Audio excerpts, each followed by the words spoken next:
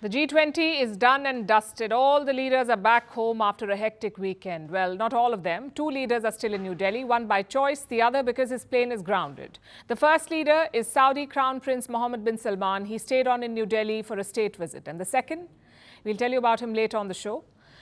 Today, India rolled out the red carpet for MBS. Like I said, it was a state visit, so the day began with a ceremonial welcome at the Rashtrapati Bhavan, that's the President's house. Prime Minister Modi and President Murmu greeted MBS. He then inspected a guard of honor. With the ceremony done, it was time for business. First, Modi and MBS held talks, their one-on-one talks, what we call the bilateral. Afterwards, they participated in the India-Saudi Arabia Strategic Partnership Council. It was announced back in 2019, but the first meeting was held only today. Prime Minister Modi called Riyadh one of India's most important partners. He also praised the recently announced economic corridor. Listen to this. Bharat के लिए Saudi अरब हमारे सबसे महत्वपूर्ण strategic partner में से एक है। कल हमने मिलकर भारत, पश्चिम एशिया और यूरोप के बीच इकोनॉमिक कॉरिडोर स्थापित करने के लिए ऐतिहासिक शुरुआत की है। इसी कॉरिडोर से केवल दोनों देशों ही आपस में नहीं जोड़ेगा, परंतु एशिया, पश्चिम एशिया और यूरोप के बीच आर्थिक सहयोग, ऊर्जा के विकास और डिजिटल कनेक्टिविटी को बल देगा। With that, the business was done. It was time for more ceremony. The Crown Prince headed to Rashtrapati Bhavan once again. He called on President Murmu. The President is hosting a special dinner for MBS. It's part of every state visit. It begins with a welcome at the Rashtrapati Bhavan. It ends with a dinner also at the Rashtrapati Bhavan. Later tonight, MBS will board the flight back home, which raises the big question. What has this visit achieved? India says around 8 agreements have been signed. They cover a number of sectors like energy, digitization and manufacturing. In addition, over 24 MOUs were signed by Indian and Saudi companies. MOUs are memorandums of understanding. They're not legally binding, but they detail what the plans are. Most of the talk is around 2 projects. One is for an underwater grid. Cables will reportedly be laid below the sea. They will connect India and Saudi Arabia in a renewable grid. The second is related to investments. Saudi Arabia has promised around $100 billion in investments. Around half of that is for a refinery, the West Coast refinery. This project was announced back in 2015, but it's been delayed repeatedly. So New Delhi and Riyadh are setting up a joint task force. It will identify and accelerate investments. So these are the tangible results. Beyond these, Modi and MBS discussed multiple issues like trading in local currency. India has already been doing this with the United Arab Emirates, so Saudi Arabia is the natural next step. Also on the agenda was trade. India is looking to sign a free trade agreement with the GCC. GCC is the Gulf Cooperation Council. It has 6 members, including Saudi Arabia. And if you get Riyadh on board, the rest becomes quite easy. Which brings us to bilateral trade. India-Saudi Arabia trade is at an all-time high. It was around $52 billion last year. Most of it, of course, was oil. Riyadh is the 3rd biggest seller of oil to India. The first is Russia. The second is Iraq. So oil and energy remain the cornerstone of this relationship. But that alone is not enough. Both Modi and MBS realize this. You see, India and Saudi Arabia are the 2 fastest growing major economies of the world. They have money. They have a skilled young labor force. They also have a history of cooperating. So we need to diversify beyond oil. The Crown Prince has already unveiled his plan for an oil-free Saudi. It is called Vision 2030. India is well placed to capitalize on that, with investments, with jobs, and with more trade. The new economic corridor is a great example of that, of thinking beyond oil.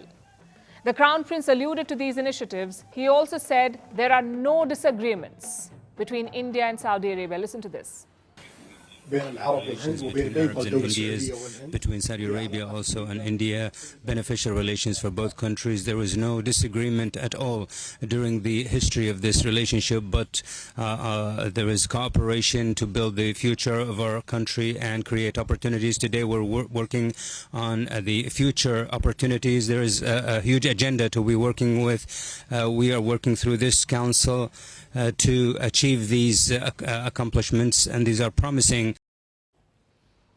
India shares a unique relationship with the Arab states. On the one hand, you have a history of close relations. Most of them have been India's key trade partners. On the other, they can't seem to abandon Pakistan. Each time Pakistan fails, the Arab world rescues them. And this time is no different. Pakistan says Riyadh is planning to invest $25 billion in the country. It's not been confirmed yet. But if this is true, it tells you how deep their relationship is. So should India be worried about that? Well, the thing is, worrying will not get you very far. Instead, it's important to focus on what is possible. The Saudi-Pakistan relationship is more emotional. The Saudi-India relationship has more substance. And from the looks of it, Riyadh realizes this. Our next story is about Justin Trudeau. His trip to India has been disastrous. A textbook example of Murphy's Law. Everything that can go wrong will go wrong. That's Murphy's Law, and that's the story of Justin Trudeau's India visit. First, he was pulled up by the Indian Prime Minister, the Indian leadership. Then he could not fly back home. He was supposed to leave on Sunday, but his plane broke down. It's Monday night in New Delhi now, and the Canadian delegation is still here. They've not been able to fix the plane and go back home. And I'm guessing they're not in a hurry, because when they land in Canada, they will meet a flood of criticism. International media in general, and the Canadian media in particular, have been unsparing. I'll show you some examples. The Toronto Sun on Sunday, this is what they said. This way out, Trudeau finds he has few friends in India. Now look at Bloomberg. Trudeau is stuck in India with faulty aircraft after hearing criticism from Modi. Then we come to Reuters. This is what they've said. Modi scolds Trudeau over Sikh protests in Canada against India. It was quite bad, but hardly surprising. The India-Canada relationship has hit rock bottom, and Trudeau only has himself to blame for this. His politics is poisoning the relationship. He has given Khalistanis a free run in Canada. This year, on 2 separate occasions, India summoned the Canadian High Commissioner in New Delhi, and on both occasions over the same issue, Khalistan. Canada refuses to act against Khalistani terrorists on its soil. India condemns this inaction. Yesterday, on the sidelines of the G20 Summit, the issue came up again. Prime Minister Modi conveyed his displeasure personally. He met the Canadian PM briefly for barely 15 minutes. And Prime Minister Modi did not mince his words. He said, there are extremists in Canada. They're indulging in separatist activities and inciting violence against Indian diplomats. They're damaging India's diplomatic premises and threatening the Indian community. Prime Minister Modi also conveyed that these separatists have links to organized crime, drug syndicates, and human trafficking. After the meeting, Trudeau was asked about this frosty exchange. And here's what he said. Obviously, Canada will always defend freedom of expression, freedom of conscience, freedom of peaceful protest. That's something that's extremely important to us. At the same time as we're always there to prevent violence, to push back against hatred. I think on the issue of the community, it's important to remember that the actions of the few do not represent the entire community or Canada. You heard what he said. Canada will defend freedom of expression, as they should. This is Trudeau's go-to defense, and it holds no water in this case. Attacking Indian diplomats is not freedom of expression. Threatening to assassinate the Indian Prime Minister is not freedom of expression. Khalistanis bombed an airplane, for God's sake. They carried out the worst terror attack on Canadian soil. They took more than 300 lives. Would Prime Minister Justin Trudeau call it freedom of expression? His defense is not just tone deaf and plain wrong. It's an affront to Indian sovereignty and to common sense, if I may add. Even as he was enjoying Indian hospitality, Khalistanis were in action in Canada. On Sunday, they took to the streets of Vancouver. Reports say there was a large crowd, over 5,000 people, according to some accounts. And they were being led by this man, Gurpatwant Singh Pannu, a Khalistani terrorist and a spokesperson of a group called Sikhs for Justice. India has banned this group. The government of India has designated this man as a terrorist. But the government of Canada, under Justin Trudeau, gives him a free rein. He operates freely in Canada. Take a look. This is a message to those who assassinated Najjar. We are calling for your political death. ਅਸੀਂ ਕਰਾਂਗੇ ਤੁਹਾਡਾ ਰਾਜਸੀ ਕਤਲ ਮੋਦੀ ਜੈ ਸ਼ੰਕਰ ਡੋਵਲ ਸ਼ਾਹ we are coming for you we are coming with the might of the pen and we are using the international laws yes we are going to challenge the territorial integrity yes we are going to challenge the sovereignty we are going to balkanize India. In this rally, he was openly giving calls to break up India. He said, we will balkanize India. He's threatening to attack Indian leaders. He was inciting the crowd against India. And what did the Canadian authorities do? Did they stop Pannu? Did they arrest him? They did not. Instead, they are facilitating a referendum that pushes for the creation of Khalistan, that pushes for the breakup of India. And let me repeat, all of this is being facilitated by the government of Canada while their Prime Minister is still in India. No wonder they got a dressing down from Prime Minister Modi. And he's being slammed by Canada's opposition too. The country's main opposition leader, Pierre Poilievre, has said, and I quote, putting partisanship aside, no one likes to see a Canadian Prime Minister repeatedly humiliated and trampled upon by the rest of the world. He shared that front page of the Toronto Times with this post. And this is not the first time that Justin Trudeau has been snubbed and scolded in India. He came for a long visit in 2018. Some of you may remember it was equally disastrous. He tried to woo India. He dressed in Indian attire, visited a temple, went to the Taj Mahal, even showed his Bhangra moves at a High Commission event. No one was impressed. The photo ops were overshadowed by a scandal. Trudeau's office invited a Khalistani for a reception. They withdrew the invite later, but by then the damage was done. Justin Trudeau had egg on his face and he admitted it. Let me quote from what he said about his 2018 visit to India. He called it, and I'm quoting, a blaring, negative, wall-to-wall international ridicule. So he knows that it was a big flop. And he has learned no lessons. In fact, he made it worse the second time, this time. And his broken down plane is perhaps the cherry on the top. Justin Trudeau, with his disastrous India policy and his appeasement of Khalistani terrorists, has become a national embarrassment for Canada.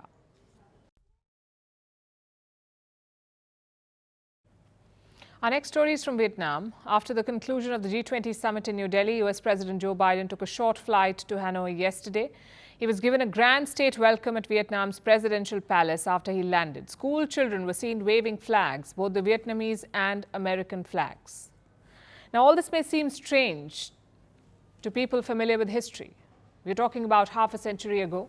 America and Vietnam were locked in a brutal war. Vietnamese communists were trying to unite their country. The US wanted to stop that, and they tried for almost 2 decades. Eventually, Washington's mission failed. The Vietnam War ended with the first major American military loss and an even bigger loss of face. To no one's surprise, Joe Biden was around then as well. He began his first term as US Senator back in 1973. He campaigned on an anti-war platform. He was a voice of reason back in the 70s. Looks like Hanoi remembers where he stood. So when Biden arrived, he was treated like a revered guest. But of course, this interpretation may be too idealistic. Perhaps the real reason for all this pomp and pageantry was more pragmatic, like getting American money and protection. The two sides have made an announcement. They've upgraded the level of their diplomatic relations. President Joe Biden and I, on behalf of both countries, have jointly agreed to elevate the relation between Vietnam and the United States to a comprehensive strategic partnership for peace, cooperation, and sustainable development. This truly historic moment.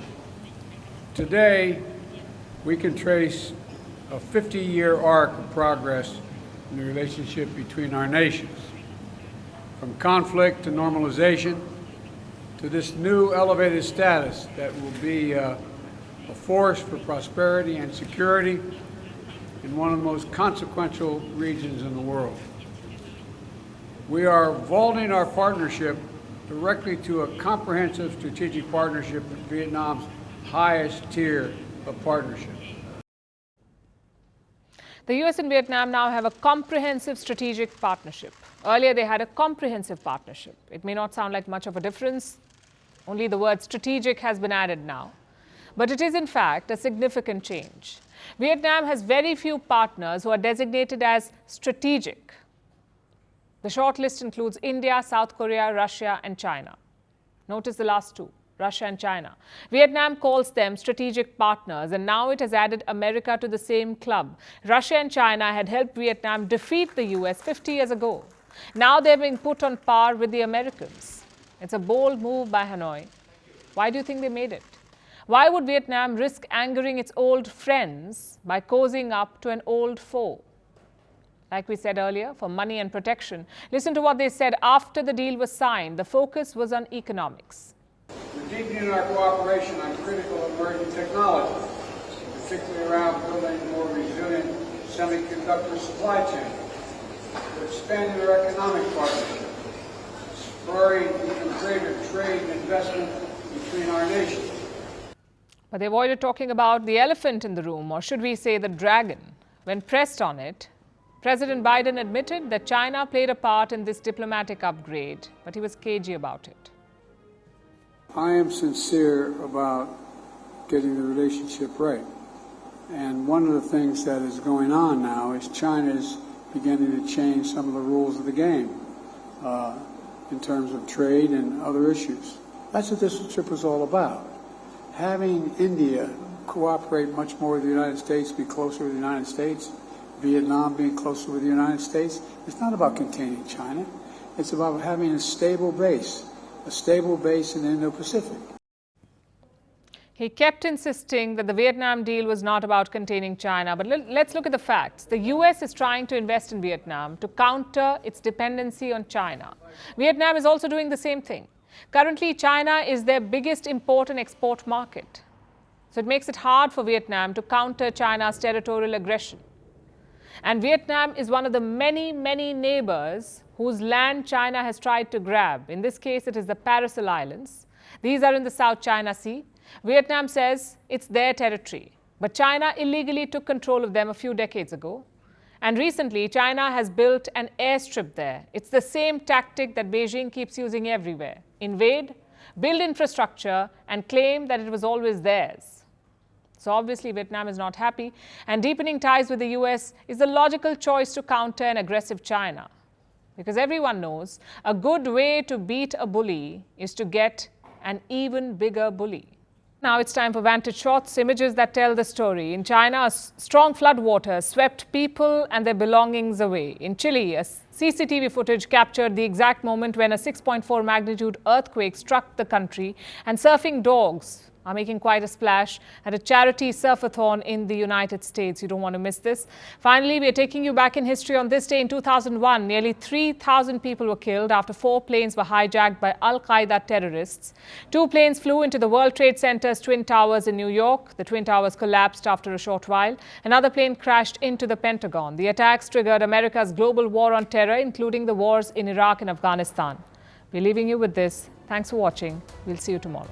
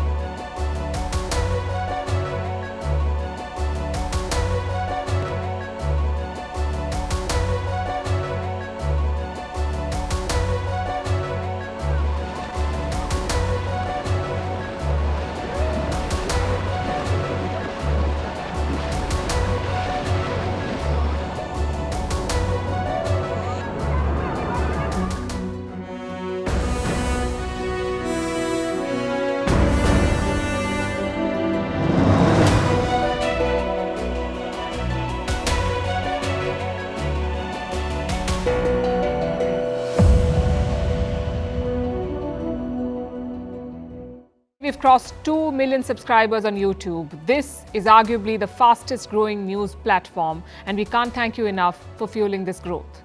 All those of you who join us every day to watch this show and more, thank you. We launched Vantage 7 months ago, and these have been some very rewarding 7 months for us. So from the entire team here, heartfelt gratitude.